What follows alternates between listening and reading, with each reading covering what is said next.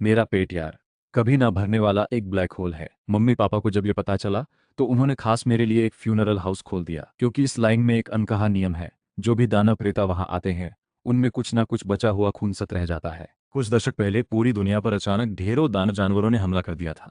इंसानों ने खून बहा बहाकर सीखा कि दानव के खून और उनके कोर खाकर ताकत बढ़ाई जा सकती है।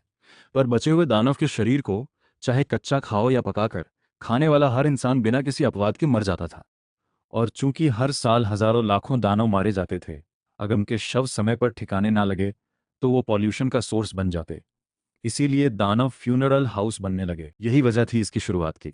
पर जैसे जैसे मेरी उम्र बढ़ती गई, प्रेतों में बचा हुआ खून सत मुझे जिंदा रखने में कम पड़ने लगा। एक दिन भूख बर्दाश्त नहीं हुई तो पापा जियांग वानली के साथ शव उठाते वक्त मैंने पूछ लिया, पापा मुझे बहुत भूख लगी है, दिल कर रहा है दानव का एक टुकड़ा मांस खा लूं। ये सुनते ही, बेटा कितनी बार बोला है तुझे दानव का मांस नहीं खाना, दानव का मांस नहीं खाना। अगर फिर से इसकी बात सोची तो अभी टांग तोड़ दूं मैं तेरी। मुझे बड़ा अफसोस हुआ, इतना बढ़िया मांस खाकर पेट भर जाता, आखिर क्यों नहीं खा सकते। मेरी बड़बड़ाहट सुनकर जियांग वानली समझ गए कि इसे फिर से वही बीमारी लगी है। आज इसे सबक सिखाना ही पड़ेगा। उन्होंने दीवार पर लिखे बड़े बड़े अक्षरों की तरफ इशारा करते हुए एक एक शब्द पर जोर देकर कहा, बोल, दीवार पर क्या लिखा है। दानव नहीं खाना, खाने से आंखें लाल हो जाती हैं और पॉल्यूशन में बदल जाता है इंसान। मैंने पापा की उंगली की दिशा में देखा, थोड़ा उलझ गया कि दीवार पर क्या लिखा है। मेरी उल्टी सीधी बात सुनकर पापा को गुस्सा तो आया, पर मेरी मासूम आंखें देखकर उनका गुस्सा तुरंत ठंडा पड़ गया। बेटा, बचपन से तुझे एक बार भी पेट भरकर खाना नहीं खिला पाया, तेरे लिए भी बहुत मुश्किल रहा है। पर यह दानव का मांस सच में नहीं खा सकते। मैं देखता हूँ खाना तैयार हुआ या नहीं, ये कुछ शव तू खुद निपटा ले। कहते हुए जियांग वानली की परछाई धीरे धीरे दूर होती गई। मैं सामने पड़े दानव के शव को देखकर मुंह में पानी लाता रहा। आयरन टेल ईगल, इसकी स्किन की क्वालिटी तो तीसरे लेवल की लगती है। ये कहते कहते मन नहीं माना और मैं आयरन टेल ईगल को इंसिनरेटर के पास ले गया। तभी जेब में अचानक गर्मी महसूस हुई और मेरे हाथ रुक गए। पलक झपकते ही एक किताब हवा में उड़ने लगी। अरे ये तो वही कॉमिक बुक है जो मैंने दोस्त के लिए ली थी। ये ऐसी कैसे हो गई। अभी मैं कुछ समझ ही नहीं पाया था कि अचानक एक सुनहरी रोशनी मेरी आंखों के सामने चमकी। जब मैंने फिर आंखें खोली तो पूरी सुनहरी किताब मेरे दिमाग में समा चुकी थी। मैंने बिना सोचे सिर हिलाया और तुरंत कुछ सुनहरे शब्द मेरी आंखों के सामने उभर आए। हे भगवान, ये क्या चीज़ है। क्या ऊपर वाला भी देख नहीं पा रहा कि मैं भूखा मर रहा हूँ। पर यह सिस्टम असली है या नकली, कुछ पक्का नहीं। थोड़ी देर सोचकर मैंने फैसला किया, किस्मत में जो लिखा है वही होगा। मैं लड़ते हुए मर सकता हूँ, पर भूख से नहीं मरूंगा। तभी मम्मी पापा दौड़ते हुए आए और परेशान होकर चिल्लाए, बेटा हमें तेरे पापा के साथ कुछ दिन के लिए बाहर जाना है। तेरे दादाजी दूसरे शहर में हैं, हालत बहुत खराब है। मुझे लगा शायद बहाना बनाकर दानव खा रहे हैं। मेरे मुंह से बिना सोचे निकल गया, अच्छा हुआ मर गए। एक सेकंड के लिए हवा जैसे रुक गई। मम्मी ने चेहरा सख्त करके कहा, बेटा अभी क्या बोला तूने। गलत बोलने का एहसास होते ही मैंने फौरन बहाना बनाया, मैं बोल रहा था जल्दी चले गए ना। मतलब दादाजी इतनी जल्दी कैसे चले गए। 80 साल की उम्र तो अभी दुनिया घूमने की होती है, इतनी जल्दी क्यों जाना पड़ा। मम्मी ने सिर हिलाकर ठंडी सांस ली। ये कुछ दिन घर पर ही रहना, स्कूल में मैंने तेरी छुट्टी लगवा दी है। हम जब तक नहीं हैं, अगर कोई दानव प्रेता लेकर आए तो प्रोसेस के हिसाब से ले लेना। ये सुनकर मेरा मन खिल उठा। खुद पेट भरना ही मुश्किल है, स्कूल की प्रैक्टिस भी सीख नहीं पा रहा। खासकर जब आगे फ्यूनरल हाउस का हेड बनना है तो पढ़ाई की उम्मीद पहले दिन से ही खत्म हो चुकी थी। यही सोचकर मैंने अंदर की खुशी दबाकर जवाब दिया, ठीक है मम्मी, आप दोनों सफर सही सलामत करना। माँ ने मेरा समझदार चेहरा देखकर आ भरी। अलमारी में तेरे लिए पैसे रखे हैं, भूख बर्दाश्त ना हो तो एक बोतल दानव का खून सत खरीद लेना। फिर से माँ को परेशान मत करना। ठीक है पापा, समझ गया। पलक झपकते ही मम्मी पापा गए। 1 घंटा हो गया। आयरन टेल ईगल पकाने के मसाले लेने मैं दवाई की दुकान पहुंचा। जॉन अंकल, आपकी नकली दवाइयां हर बार बढ़ती जा रही हैं, ध्यान रखिए वरना कंप्लेन कर दूंगा। बूढ़े जॉन ने हंसते हुए गाली दी, तुझे क्या पता, नकली सामान ही ज्यादा बिकता है। थोड़ी नोक झोंक के बाद मैंने अपनी लिस्ट दे दी। जॉन अंकल ने लिस्ट पर एक नजर डाली, सब सस्ती चीजें हैं, खुद जाकर ले ले। मैंने जरूरी मसाले उठाए, पैसे देकर घर की तरफ चल दिया। घर लौटते वक्त एक जानी पहचानी शक्ल देखकर मेरा पूरा बदन कस गया। छोटी बोतल, इधर आ। छोटी बोतल स्कूल में मुझे मिला निकनेम है। बचपन से मैं सिर्फ दानव का खून सत पीकर ही जिंदा रहा हूँ। पर यह खून सत बहुत महंगा होता है और घर की हालत भी अच्छी नहीं। स्कूल में मैं अक्सर बाकी बच्चों को दी जाने वाली फ्री खून सत की बोतलों का बचा हुआ आखिरी हिस्सा चाट लेता था। ज्यादातर बच्चों को बोतल के नीचे बचा वो थोड़ा सा हिस्सा फालतू लगता था, पर वक्त के साथ छोटी बोतल, बोतल भाई ये मजाक में दिया नाम मेरी पहचान बन गया। फिलहाल में वापस आते हैं। मैं मुड़कर प्रिंसिपल की तरफ मुस्कुराते हुए बोला, अरे ये तो मेरे प्यारे प्रिंसिपल साहब हैं, यहाँ कैसे। मुझसे नाटक मत कर, मैं खास तौर पर तुझे ढूंढने आया हूँ। आगे से लान लान को झांसा देकर खाना पीना ऐंठना बंद कर। मैं जो कभी प्रैक्टिस की दुनिया का गर्व था, अब एजुकेशन फील्ड की बदनामी बन गया हूँ। अगले 5 मिनट प्रिंसिपल का मुंह एक सेकंड नहीं रुका, बस उलाहने देता रहा। वो जिस लान लान की बात कर रहे थे उसका पूरा नाम डोंगफांग लान है। उसके पापा दानव से लड़ते हुए शहीद हो गए थे। इसके बाद वो मेरे स्कूल में आ गई। सब जानते हैं मैं और डोंगफांग लान बचपन के दोस्त हैं, पर मेरी भूख बढ़ती ही जा रही थी। डोंगफांग लान भी दिन ब दिन खूबसूरत होती गई। उसके पीछे भागने वालों की भी कमी नहीं थी। तो मैंने एक फैसला किया, डोंगफांग लान की मर्जी के खिलाफ जो भी उसे छोड़ने के लिए मुझे कहता, उससे कम 5 बोतल दानव का खून सत लेता। इस तरह मैंने सैकड़ों बोतलें इकट्ठा कर ली। ये सब याद करते करते प्रिंसिपल की डेली की डांट भी लगभग खत्म हो चुकी थी।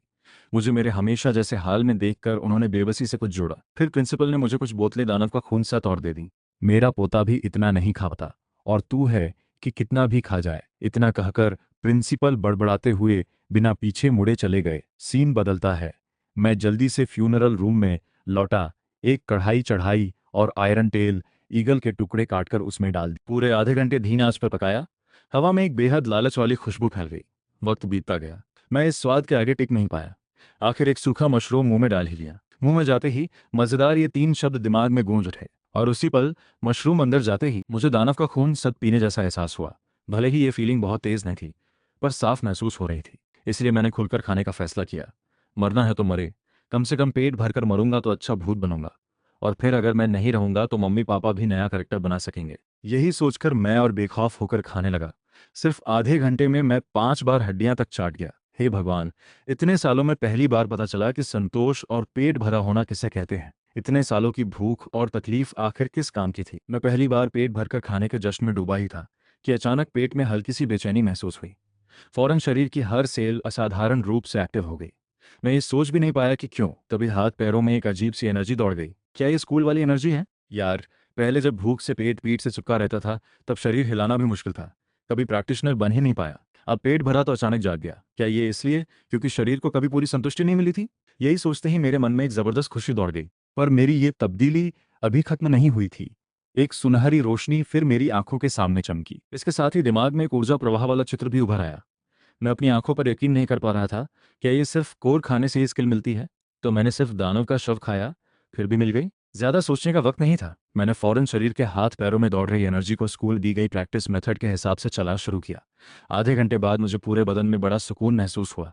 आंखें अचानक खोलते हुए बोला, आखिरकार मैं भी प्रैक्टिशनर के पहले लेवल पे पहुंच गया। हा हा हा हा। सीन बदलता है। समय दोपहर 2 बजे का हो गया। दानव के शव उठाने वाली गाड़ी समय पर गेट पर आ गई। जियांग वानली, जल्दी बाहर आओ, शव लेने का वक्त हो गया। अंकल, मैं जल्दी से गेट पर पहुंचा। अंकल, मेरे मम्मी पापा घर पे नहीं है, शोक मनाने गए हैं। अच्छा, तो ये शव मैं दूसरी फ्यूनरल हाउस भेज देता हूँ। अंकल रुकिए, मैंने पापा के साथ बहुत प्रैक्टिस की है। इतने सालों से इनके साथ जलाता आया हूँ। ये शव मुझे संभल जाएगा। बस आप इन्हें अंदर पहुंचा दीजिए। पक्का है ना? ये तो कल रात मारा गया 8वें लेवल का हाउलिंग मून डॉग है। संभाल पाएगा तू? अंकल आप बेफिक्र रहिए, ठीक है, संभल कर। इतना कहकर अंकल ने पीछे खड़े कुछ लड़कों को सामान उतारने का इशारा किया। फिर अंकल ने ध्यान दिया कि कोई देख नहीं रहा। धीरे से मुझसे बोले, बोतल, ये कुछ दानव प्रेत सीनियर्स ने गलती से मारे हैं। खून निकालते वक्त ध्यान से नहीं निकाला गया। ठीक है अंकल, समझ गया मैं। अंकल मेरी हालत देखकर मुस्कुराए। अच्छा हाँ, आजकल शहर में भी माहौल शांत नहीं है, कभी कभी दानव घुसपैठ कराते हैं। रात को बेवजह बाहर मत घूमना। ठीक है, समझ गया। और हाँ, 3 दिन बाद कोई इंस्पेक्शन के लिए आएगा, आलस मत करना। 3 दिन ही पॉल्यूशन लिमिट है, आप इसकी चिंता मत करो। 3 दिन में सब निपटाने की गारंटी है। सीन बदलता है। अंकल और बाकी लोग जा चुके थे। मैं 8वें लेवल के होलिंग मून डॉग को देखकर बिना चाहे मुंह से लार टपका रहा था। डॉग के पास जाते ही दिमाग की सुनहरी किताब, नहीं नहीं, दिमाग की सुनहरी किताब फिर से एक नया पन्ना खोलती है। 8वें लेवल होलिंग मून डॉग, कमर का मांस, टेक्सचर आम, मांस थोड़ा सख्त, हड्डी ज्यादा, खाने से ताकत बढ़ती है, स्वाद औसत, शहद और पुरानी सूप में थोड़ी मिर्च मिलाकर सॉस बनाओ, स्लाइस काटकर 20 मिनट भिगो, शहद वाली डिप के साथ खाने पर स्वाद और बेहतर। शहद डिप की रेसिपी थोड़ी ताकत बढ़ाने में मदद करता है, हल्का किडनी फंक्शन बूस्ट करता है और पेट भरने में मदद करता है। कमेंट, कुत्ता सच में नहीं खाना चाहिए। मैंने रणनीति से कमेंट को नजरअंदाज कर दिया। ये किताब भी अजीब नखरे वाली है। 8वें लेवल का होकर भी नजर में नहीं आया। डॉग मीट हॉट पॉट, सुना है पुराने जमाने में लोग डॉग मीट खाने से डरते थे, वरना उन्हें ट्रोल किया जाता था।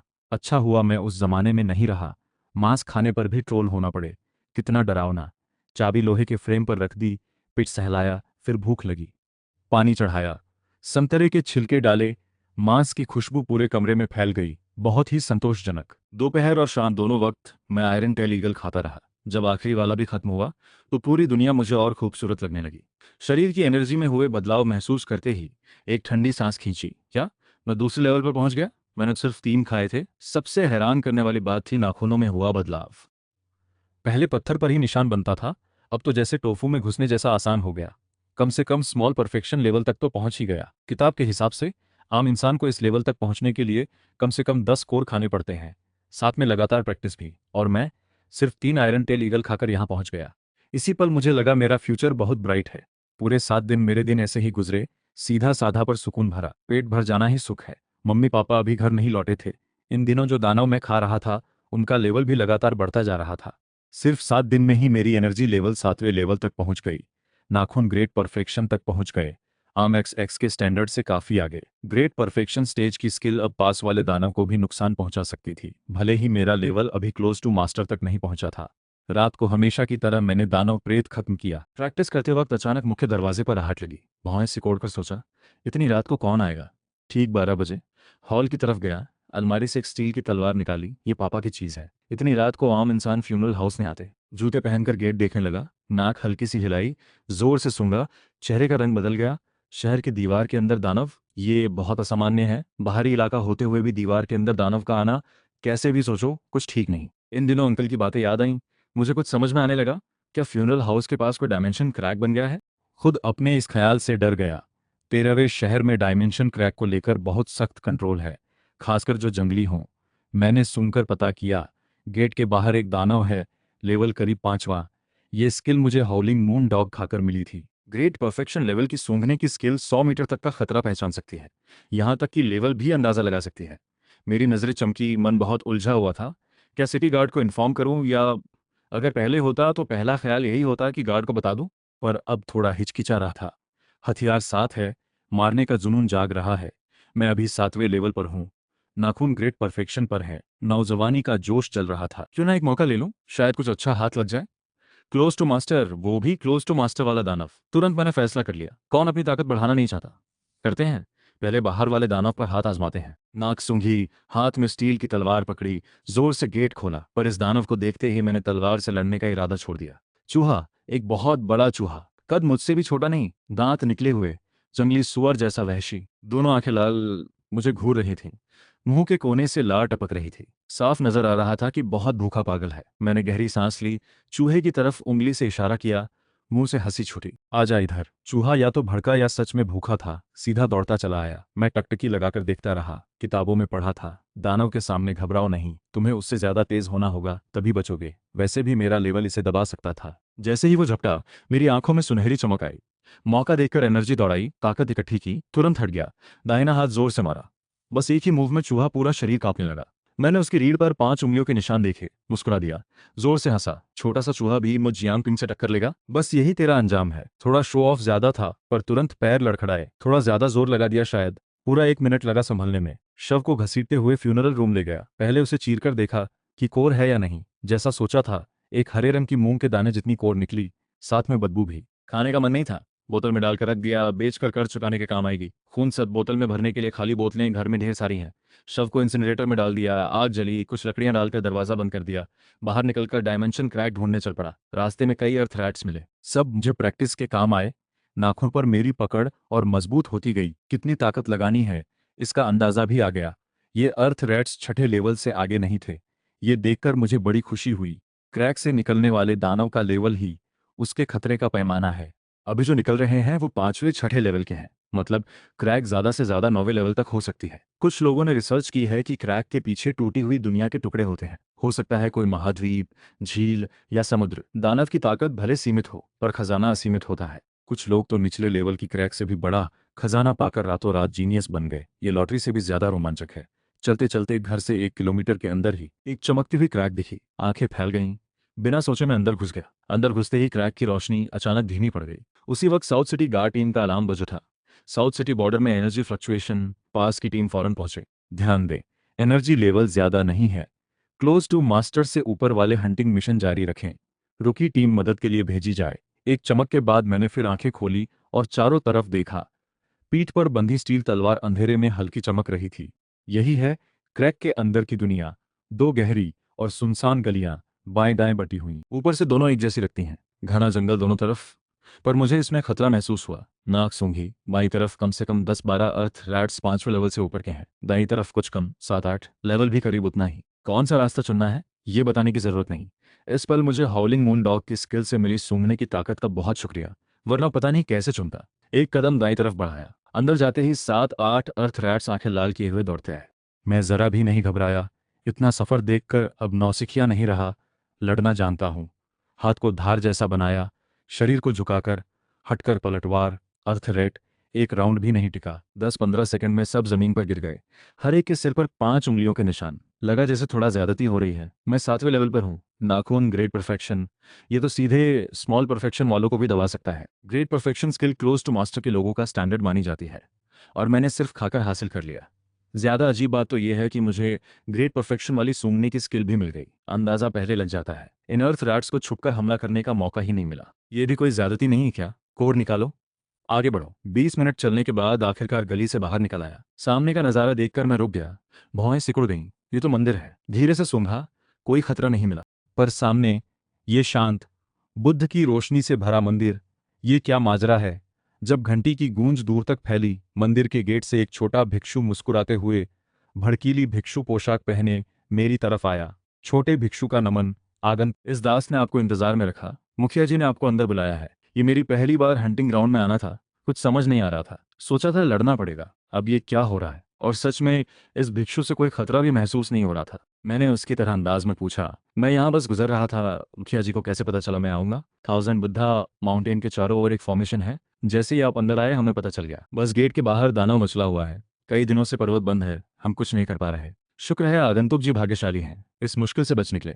मेरे मन में सोचा, इतना ताकतवर है ये। अगर 1000 बुद्धा माउंटेन इतना ताकतवर है तो नीचे के दानव क्यों साफ नहीं करते? एक और सवाल जो मैं पूछा, फॉर्मेशन इतनी मजबूत है तो फंसे कैसे हैं? इस वक्त मैं भी अंदाजा नहीं लगा पा रहा था कि ये भिक्षु आखिर है क्या। हम भी सोचते हैं बस फॉर्मेशन टूटी फूटी है, बड़ी मुश्किल से मंदिर के दायरे में खुद को बचाए रखते हैं। आगंतुक जी कृपया अंदर आए। मैंने सिर हिलाया। आ ही गया हूं तो डरना कैसा? जो भी हो अंदर तो जाना ही होगा। पर गेट में घुसते ही मेरी भौहें अचानक सिकुड़ गईं। खून की गंध इतनी ज्यादा क्यों है यहाँ? हल्की जरूर थी, पर मेरी ग्रेट परफेक्शन सुनने की स्किल के आगे बिल्कुल साफ खुल गई। आंगन में भगवा पहने कई नौजवान बैठे थे। गद्दों पर बैठकर मंत्र पढ़ रहे थे, बड़े करुणामय अंदाज में, बहुत प्रभावशाली। पर मैं बहुत सतर्क था। खून की गंध इन्हीं से आ रही थी। भिक्षु ने अंदर आने का इशारा किया, दांत दिखाते हुए मुस्कुराया। मैं लगभग डर ही गया। बाहर रोशनी कम थी, इसलिए साफ नहीं देखा था, पर अभी उसकी मुस्कुराहट में मुझे कुछ दिखा। मांस के रेशे और खून की गंध भी बहुत तेज थी। मैं उसके पीछे चलता रहा, सिर झुकाए हुए। थोड़ी देर बाद मुझे कमरे में ले जाया गया। भिक्षु ने मुस्कुराते हुए कहा, मुखिया जी ने कहा है, मेहमान का सम्मान होना चाहिए। खासकर इस वक्त 1000 बुद्धा माउंटेन आना आसान बात नहीं। आगंतुक जी पहले आराम करें, वक्त मिलते ही मुखिया जी खुद स्वागत करेंगे। अच्छा, आगंतुक जी संगारी हैं, मांस पसंद करते होंगे। कल रात मंदिर में एक जंगली मुर्गा गिरकर मर गया था, आपके लिए सूप बना देते हैं। मुझे तुरंत सतर्कता आई, यहाँ कुछ गड़बड़ है। एक भिक्षु के मुंह में मांस के रेशे, नियम तोड़ना छोटी बात है, सवाल यह है मांस आया कहाँ से? भिक्षु ने कहा, बाहर से दानव है। मेरे दिमाग में एक ख्याल चमका, वो दानव खा रहे हैं। गद्दों पर बैठे मैंने खुद को शांत रखने की कोशिश की। थोड़ी देर बाद भिक्षु फिर आया, खुशबूदार मांस का एक कटोरा लेकर। हल्के से मुस्कुराते हुए बोला, आगंतुक जी गरम गरम खा लीजिए, हम संत लोग तो मांस नहीं खा सकते। बाकी सारा कढ़ाई में आपके ही लिए है।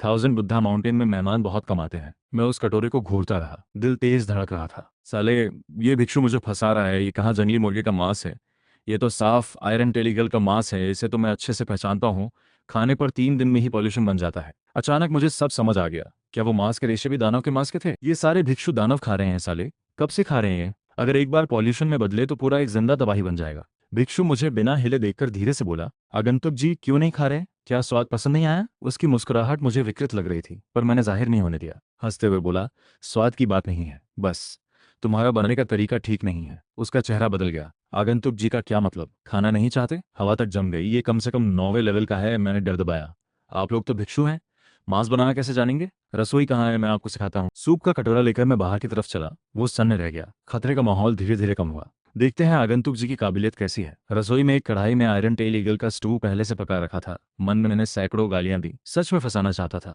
भिक्षु जी, ये मेरा खास तरीका है, कृपया बाहर रुकिए। वो हंसा, ठीक है। दरवाजा बंद होते ही मैं मुस्कुराया, मसाले निकालकर दोबारा बनाना शुरू किया।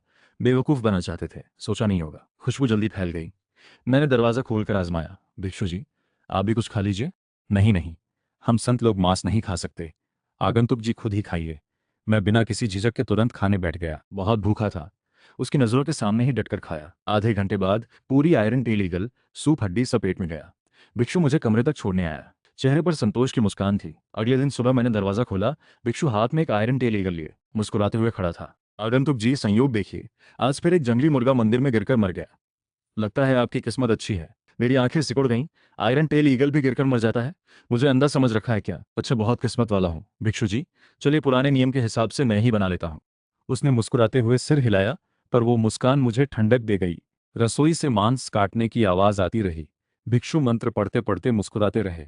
बुद्ध कहते हैं, अगर मैं नरक में नहीं जाऊंगा तो कौन जाएगा? दिन में मैंने फिर से पकाया हुआ आयरन टेल ईगल खाया। तीसरे लेवल का दानव, ज्यादा ताकतवर नहीं था। ये मंदिर बहुत अजीब है, मन कर रहा था चला जाऊं, पर जैसे ही बोलने वाला था भिक्षु आया। अंदाज में कोई मना नहीं कर सकता था। आगंतुक जी, मुखिया जी अभी फ्री हैं। सुना है मंदिर में एक सुंदर नौजवान आया है, बात करना चाहते हैं। मुझे नाराजगी की बात दबानी पड़ी। मुस्कान लाकर बोला, अच्छा, मैं भी बुद्ध धर्म का बहुत सम्मान करता हूँ। ये भिक्षु 7वें 8वें लेवल से शुरू, दर्जनों की संख्या में। अकेले लड़ना मुश्किल था। मुझे एक नियम पता चला, जब तक इनकी लिमिट पार नहीं करता कोई दिक्कत नहीं। जैसे कोर वाला मांस न खाना, वरना मौत तय है। हर बार जब मैं मना करता, भिक्षु की आंखों में कुछ बदल जाता, हल्की सी हरकत होती। स्कूल क्रैक की बातें सुनी थी, कुछ अलग दुनिया होती है, कुछ टूटे हुए स्पेस, कुछ खत्म ना होने वाले लूप वाले सीन। यहाँ शायद वही दूसरी वाली बात हो। ये भिक्षु शायद 1000 साल पहले के मरे हुए आत्माएं या समय की प्रतीक्षाया हो। गहरी सांस लेकर मैंने कमरे का दरवाजा खटखटाया। नहाने की आवाज रुक गई। एक सफेद बालों वाले बूढ़े भिक्षु ने बोतल के अंदर से मुस्कुराते हुए मुझे देखा। आगंतुक जी, आप ही हैं जो कल रात आए थे नौजवान? मैंने सिर हिलाया, खुद को शांत दिखाते हुए। हाँ, उन्होंने मुझे बैठने को कहा। मुंह खोलते ही मेरी आंखें फैल गईं। यार, इसमें भी मांस के रेशे हैं। ये 1000 बुद्धा माउंटेन पूरा घिरा हुआ है क्या? खून की गंध नाक में घुस गई। मैंने उल्टी रोकते हुए दबाई। उन्होंने पूछा, आगंतुक जी को हमारा 1000 बुद्धा माउंटेन कैसा लगा? मैंने 8 दांत दिखाते हुए कहा, बहुत अच्छा। खाना पीना बढ़िया है, माहौल भी सुंदर है। बाहर दानव के आतंक की तुलना में तो ये स्वर्ग है। उनकी आंखों में हल्की हैरानी की झलक आई। स्वर्ग? हाँ हाँ, ये तुलना नहीं है। जब पसंद आया है तो आगंतुक जी, हमारे 1000 बुद्धा माउंटेन में क्यों नहीं रुक जाते? हमारा मंदिर भले पतन में हो, पर पुरानी विरासत बहुत गहरी है। स्किलें कम नहीं। कौन सी सीखनी है आपको? मेरी आंखें लगभग बाहर आ गईं। अच्छा नाटक चल रहा है। स्कूल की किताबों में पढ़ा था, इस तरह की क्रैक में ऐसा होता है। ये लोग वैसे लालच में फंसाने वाली नौटंकी हैं। अगर सच में इतने ताकतवर होते तो दानव के हाथों मारे नहीं जाते। यहाँ बार बार लूप में फंसते नहीं। ये लोग शायद जिंदा हों या शायद मरे हुए, पक्का नहीं। पर बूढ़े को मारने के लिए मैंने थोड़ा सोचकर हाँ कह दिया। और ये भी हो सकता है यहाँ का कोऑर्डिनेट पता चल जाए। एक बार कोऑर्डिनेट पता चला, चाहे रिपोर्ट करो या खुद रखो, ये एक बड़ी दौलत होगी। रहना मना नहीं है, पर अभी अभी मिला हूँ, 1000 बुद्धा माउंटेन को समझता नहीं। अगर मुखिया जी मुझे लाइब्रेरी में इनकी हिस्ट्री पढ़ने दें तो शायद बेहतर होगा। बूढ़ा पूरी तरह चौंक गया। इतने सालों में पहली बार किसी ने ऐसी मांग रखी थी। आम इंसान या तो मना करते या स्किल सुनते ही आंखें चमका देते, पर कोई पहले जांच परख करने की सोचे, ये उनके दिमाग में नहीं समाया। मैं इस दौरान उनके चेहरे के भाव को ध्यान से देखता रहा। पता था कि लिमिट पार नहीं हुई, तो और खुलकर बोला, आजकल तो दोनों तरफ की चॉइस का चलन है ना? मुखिया जी क्या सोचते हैं? उन्होंने काफी देर सोचकर सिर हिलाया। ठीक है, पर बूढ़ा सिर्फ 2 दिन का वक्त दे सकता है, कैसा रहेगा? इतने सालों में जो दिमाग हिला नहीं था, वो मेरी बात मान गया, क्योंकि मैंने जो कहा वो सही था। मुझे राहत मिली। शुक्रिया मुखिया जी। अच्छा, इसके लिए मैं पहले देख सकता हूँ? आखिर 1000 बुद्धा माउंटेन की ताकत समझनी है। बूढ़ा फिर सन्न रह गया। प्रोसेस के हिसाब से हाँ करते ही किसी को लाइब्रेरी भेजना था। न मानने पर गुस्सा आता, मार देते। अभी वो खुद भी उलझन में था, गुस्सा करूं या नहीं। मुझे चुप देख मैंने जल्दी से समझाया, मुखिया जी, अगर आप स्किल नहीं दिखाएंगे तो मुझे 1000 बुद्धा माउंटेन की ताकत कैसे पता चलेगी? ताकत पता नहीं होगी तो रहने का फैसला कैसे करूंगा? उसने बिना सोचे सिर हिलाया। भिक्षु को भेजो साथ। उन्हें वक्त चाहिए था सोचने के लिए, आखिर हो क्या रहा है ये समझने के लिए। मैं मन ही मन हंसा। ये बूढ़ा तो नहीं चलता, दिमाग में कुछ गड़बड़ है। झूठा बहुत है, इतना गलत होकर भी झूठा नाटक निभा रहा है। पहली बार दानव प्रेत खाने से इनकार किया, वरना भिक्षु सीधे हमला कर देता। मैं भिक्षु से निपट सकता हूं, पर जरूरत नहीं। दूसरा, ये सारा नाटक 1000 बुद्धा माउंटेन शामिल करवाने के लिए है। असल में मुझसे कुछ चाहते हैं। इस पल मुझे बहुत कुछ समझ आया। शामिल होने पर शायद मैं भी वैसा ही बन जाऊं, आंगन में मंत्र पढ़ने वाला भिक्षु। मुझे शक हुआ, शायद 1000 बुद्धा माउंटेन का मुक्ति पाने का तरीका यही है। शामिल होने पर फायदा मिलता है, पर एक उलझन है। एक बार शामिल होने पर निकलना बहुत महंगा पड़ेगा। मैंने चालाकी से जवाब दिया, शामिल हो सकता हूं, पर पहले आपकी ताकत परख लूं, कोई दिक्कत नहीं ना? भिक्षु के पीछे मैं एक 3 मंजिला इमारत तक पहुंचा। आगंतुक जी, ये है स्किल रखने की जगह। 2 नियम हैं। उनके मन में मैं अब अपना बन चुका था। अंदाज अब काफी नरम था। पहला, स्किल सिर्फ एक चुन सकते हैं, तीसरी मंजिल पर। ज्यादा लालच नहीं करना। मैंने सिर हिलाया। दूसरा, 2 घंटे के अंदर बाहर आना जरूरी है। दरवाजा खुला, मैं अंदर गया। अलमारियों में कई किताबें, थाउजेंड बुद्धा माउंटेन के पास इतनी सारी स्किलें हैं, ये सोचा नहीं था। दरअसल मुझे स्किल की कोई परवाह नहीं। 13वें शहर के स्कूल की गाइडिंग टेक्निक कई बड़े लोगों ने मिलकर बनाई है, इस छोटी सी क्रैक की स्किल से कहीं ज़्यादा ताकतवर। भले ही स्किल हो, मेरे किसी काम की नहीं। 13वें शहर वाले कोड खाने का रास्ता अपनाते हैं, सबसे आसान और सबसे सीधा। सीधे स्किल मिलती है, फंक्शन सीखने की ज़रूरत नहीं। कोर सीधे ताकत देती है। सबसे ज़रूरी बात यह है कि गाइडिंग टेक्निक की परंपरा व्यवस्थित है। मैं सारे संसाधन छोड़कर एक अनजान स्किल सीखूं, पागल हो गया हूं क्या? अगर कोई प्रॉब्लम हो तो पूछूं किससे? मुझे इतना क्यों पता है? स्कूल के दिनों में मुझे प्रैक्टिशनर स्टोरी पढ़ना बहुत पसंद था। उसमें ऐसे ही अजीब किस्से भरे होते थे, जैसे एक जीनियस क्रैक में गया, कोई बेहतरीन स्किल पाली, आखिरी से टॉप 3 तक पहुंच गया, बहुत सारे टैलेंटेड बच्चों को शर्मिंदा किया, और बाद में कॉलेज में गुरु चुनते वक्त सब गड़बड़ हो गई। कोई उसे स्वीकार नहीं करना चाहता था, क्योंकि वो गाइडिंग टेक्निक नहीं समझता। आखिर में खुद ढूंढना पड़ा। बाकी सब तेजी से आगे बढ़ते रहे, वो वहीं का वहीं रह गया। ये उदाहरण अभी भी 13वें शहर में सीख के तौर पर दिया जाता है। बच्चों, ये मत सोचना कि तुम बाकी लोगों से ज्यादा स्मार्ट हो। इसीलिए मुझे तीसरी मंजिल की स्किल में कोई रुचि नहीं थी, बस बहाना था वक्त बिताने का। एक किताब खोलकर मैंने पढ़ना शुरू किया। पहली मंजिल पर ज्यादातर अजीब गरीब किस्से थे। यही मुझे सबसे ज्यादा पसंद है। करीब 1 घंटे बाद 2 किताबें पूरी पढ़ ली, तभी अचानक नाक हिली। ये कैसी खुशबू है, इतनी अच्छी, दूसरों को नहीं आ रही होगी, पर मुझे हॉलिंग मून डॉग की ग्रेट परफेक्शन सूंघने की स्किल के जरिए आ गई। ये खुशबू लगातार खींच रही थी, रोका नहीं जा रहा था। किताब रखकर मैं ढूंढने लगा। शरीर जैसे चलती फिरती लाश की तरह मशीनी अंदाज में हिल रहा था। मन ही मन घबराया, ये क्या हो रहा है साले। कंट्रोल वापस पाने की कोशिश करता रहा, पर सिर्फ खुद को हिलता देख सकता था। एक अलमारी के सामने पहुंचा, अपने ही हाथ को एक मोमबत्ती की जगह छूते देखा। साले, पागल हो गया हूं क्या? तुरंत हल्की सी आवाज के साथ सामने एक सीढ़ी बनी, गहरी और अंधेरी। नीचे एक तहखाना था। मोमबत्ती उठाकर धीरे धीरे नीचे उतरा। अंदर से पूरा मना कर रहा था, पर कंट्रोल नहीं था। काफी देर चलने के बाद खट की आवाज के साथ आने वाला रास्ता गायब हो गया। मुझे कंट्रोल वापस मिला। घबराकर चारों तरफ देखा। कौन है? कौन कर रहा है ये सब? चिल्लाया। हवा की सरसराहट, रात में हल्की बारिश जैसी हल्की सी सिहरन। तहखाने में हवा कहाँ से आई? एक उदास, बहुत ही नाजुक सी आवाज गूंजी, किसी औरत की आवाज, बड़ी मोहक। जियांग आदमी, जल्दी आओ, मुझे बचाओ। मैं चौंक गया, मोमबत्ती उठाई, आंखें फैल गईं, दिल तेज धड़का। यहाँ कोई औरत कहाँ है? सामने एक क्रिस्टल ताबूत था। हिम्मत जुटाकर पास गया। अब जो होना है होगा, समस्या हल किए बिना छुटकारा नहीं। साफ दिखा, जितना देखा उतना ही चौंका।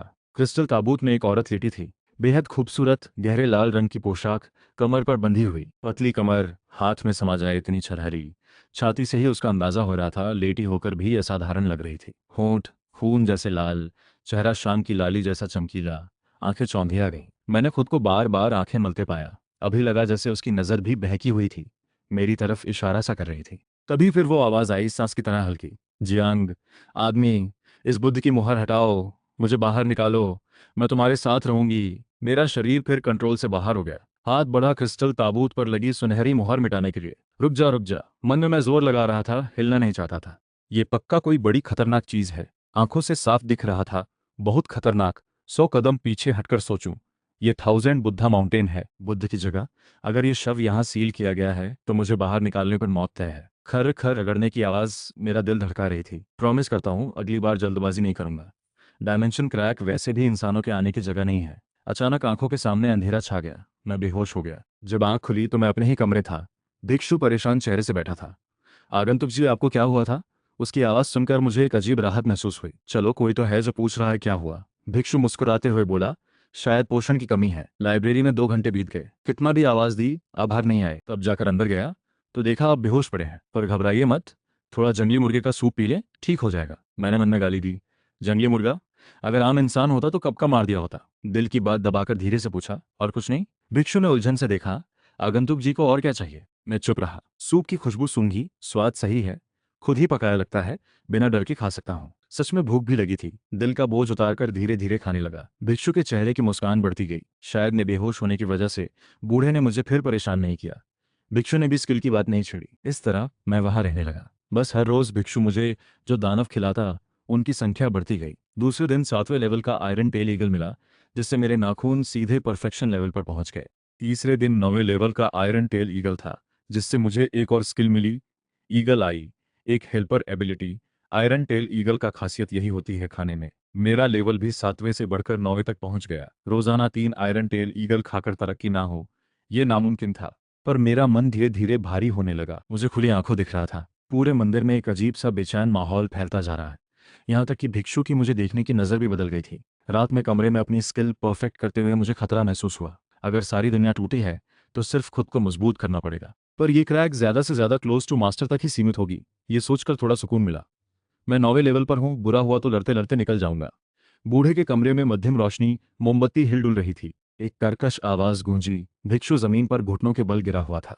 मुखिया जी, मैंने खुद अपनी आंखों से उसे दानव का शव खाते देखा, पर पता नहीं क्यों उसमें दानव बनने का कोई निशान नहीं है। तालाब आवाज के साथ मोमबत्ती की रोशनी हिली। ऐसा नहीं हो सकता। मेरे 1000 बुद्धा माउंटेन के गुप्त नुस्खे के होते हुए कैसे वो दानव रोधी रह सकता है? क्या तुम मुझसे झूठ बोल रहे हो? अचानक भिक्षु को उठाकर गला बांध दिया गया। भिक्षु ने उन क्रूर आंखों को देखा, बेबसी में चिल्लाया, मुखिया जी, मुझे माफ करें, मैं आपसे झूठ नहीं बोल सकता। शिष्य ने सच में खुद देखा उसे खाते हुए। मैंने बिल्कुल झूठ नहीं बोला। शिष्य ने सचमुच अपनी आंखों से उसे खाते देखा। बूढ़े ने ध्यान से सोचा, कल 9वें लेवल का आयरन टेलीगल तैयार करना, अपने भाई को भी ले आना, खुद नजर रखेंगे। जो दानवरोधी नहीं होगा उसे मुक्ति नहीं दी जा सकती। ये 1000 बुद्धा माउंटेन का नियम है, यहाँ का कानून है। भिक्षु को छोड़ा गया। वो हांफते हुए डर के मारे बोला, पर हाल ही में आयरन टेल ईगल भी होशियार हो गए हैं। हमारे 1000 बुद्धा माउंटेन से दूर रहने लगे हैं। ज्यादा से ज्यादा 2 दिन का सप्लाई बचा है। फालतू के जानवर, इसकी चिंता मत करो, मैं खुद संभाल लूंगा। इन दिनों 1000 बुद्धा माउंटेन के आसपास के आयरन टेल ईगल की शामत आ गई। लगातार 10 दिन में लगभग सब मिटा दिए गए। और बूढ़ा और भी बेचैन होता गया। उसके साथ मंदिर के लोग भी बेचैन हो उठे। मुझे देखने का अंदाज ऐसा था जैसे खा जाना चाहते हो। भिक्षु फिर आया, आज भी मुर्गा खाओगे? मैं मुस्कुराकर उससे मिलता रहा। इतने दिनों में मैंने इतना दानव मांस खा लिया कि आखिरकार क्लोज टू मास्टर तक पहुंच गया। पहुंचते ही मेरा मन काफी हल्का हो गया। अब मैं अजय था। बूढ़ा जो भी सोच रहा हो, मैं सामना कर सकता था। क्लोज टू मास्टर ही इस दुनिया की सीमा है, मुझे महसूस हो रहा था। वरना मेरा लेवल और बढ़ता। वाकई किस्मत ने साथ दिया। कोई रोज मुझे दानव प्रेत खिला रहा था। कितना अच्छा है। पर जैसे ही ये बात मैंने बोली, बूढ़ा आ गया। आज बूढ़ा आगंतुक जी को एक और डिश देता है। ये कुछ बूढ़े द्वारा बनाई गई दवाइयां हैं। देखा आगंतुक जी तबीयत कमजोर है, विशेष रूप से लाया हूं। मैं हैरान रह गया। सामने रखी चीज देखकर मन खिल उठा। दवाई? ये तो सीधे कोर है। ये कहाँ की दवाई है? बिना जाहिर हुए बोला, तो फिर मुखिया जी का शुक्रिया। फिर सोचा ये सारी दवाई मेरे किसी काम की नहीं। दानव प्रेत खाकर ही स्किल मिलती है। इसे तो बेचा जा सकता है, बड़ा पैसा मिलेगा। गरीब का बच्चा जल्दी समझदार हो जाता है ना। पर बूढ़े की तीखी आंखें मुझे घूर रही थी। आगंतुक जी, ये दवाई बूढ़े ने खुद बनाई है। बूढ़े की गाइडेंस में ही निकलनी चाहिए। अभी खा लीजिए, असर सबसे बेहतर होगा। मैं थोड़ा चौंका। ये बूढ़ा नेक इरादे से नहीं आया, पर जरा भी नहीं घबराया। अरे, गेम अपग्रेड हो गया क्या? इन दिनों मुझे साफ समझ आ गया, ये बूढ़ा तरह तरह से मुझे पॉल्यूट करना चाहता है। शायद इसलिए क्योंकि मैं पॉल्यूट नहीं हुआ, वो हाथ नहीं लगा पा रहा। अब दानव प्रेत काम नहीं आया तो अब कोर आजमा रहा है। पर मुझे बिल्कुल डर नहीं। कोर निकलने की बात है तो 13वें शहर के लोग कभी नहीं डरते। मुख्य वजह है गाइडिंग टेक्निक पर भरोसा। गाइडिंग टेक्निक आम फंक्शन से अलग है। 13वें शहर के प्रैक्टिस सिस्टम की नींव है। ये बड़े लोगों ने रिसर्च करके बनाई है ताकि हम कोर निगल सकें। यहाँ तक कि स्कूल में मिलने वाली फ्री खून सब भी इसी का एक हिस्सा है। मुस्कुराते हुए बोला, ठीक है मुखिया जी, धन्यवाद। फिर कोर वाला डब्बा खोला। एक जो पसंद आया उठाकर निगलने ही वाला था। ये चीज मैं पहली बार खा रहा था। पहले सोचा भी नहीं था कभी कोर खा पाऊंगा, वो भी एक नहीं। बिना डरे मैंने कोर निगल लिया। गाइडिंग टेक्निक चलाई। बूढ़ा मेरी हर हरकत को घूर रहा था। निगलते ही उसके चेहरे पर हल्की सी खुशी छाई। यहाँ तक कि दानव बनने का हल्का निशान भी महसूस हुआ। पर तुरंत ही वो निशान अचानक गायब हो गया। मैं कोर के स्वाद को महसूस करते हुए सोच रहा था, दूसरे लोग कोर खाकर स्किल पाते हैं, मैं भी शायद पा सकता हूँ।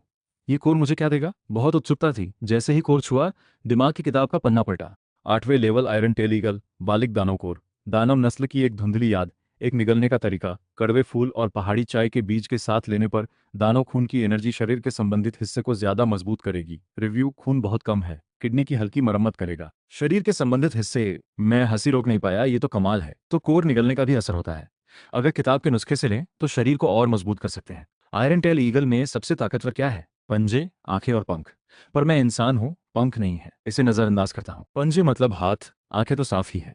मतलब मैं आयरन टेल ईगल की कोर निगलकर हाथ और आंखों को मजबूत कर सकता हूं। इस बार मेरे नाखूनों में औरों से कहीं ज्यादा ताकत आ गई। बस कमी ये रही कि नुस्खे के हिसाब से नहीं लिया। थोड़ा अफसोस हुआ। बूढ़ा हैरानी से मुझे घूरता रह गया। उसे लगा जैसे मैं अभी भी संतुष्ट नहीं हुआ। उसे गुस्सा आ गया। आगंतुक जी, आप? बूढ़े ने ठान लिया कि कुछ भी हो जाए इस अजीबो गरीब को पकड़ना है। हाँ, अजीबो गरीब। इतना दानव प्रेत खाकर, फिर कोर खाकर भी दानव बनने का कोई निशान नहीं। ये अजीबो गरीब नहीं तो और क्या है?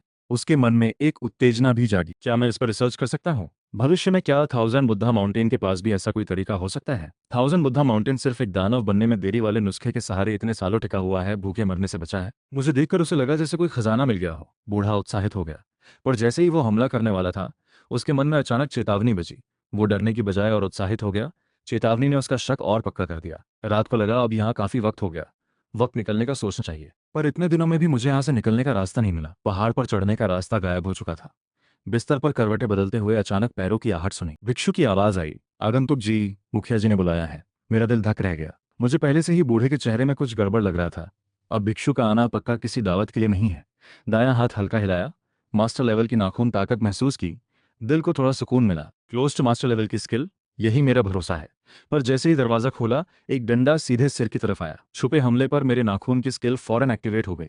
मैंने डंडे को पकड़ लिया, जरा नहीं हिला। भिक्षु दिल में हैरान रह गया। मैं मुस्कुराकर उसे देखते हुए बोला, भिक्षु जी, ये क्या माजरा है? उसका चेहरा लाल पड़ गया।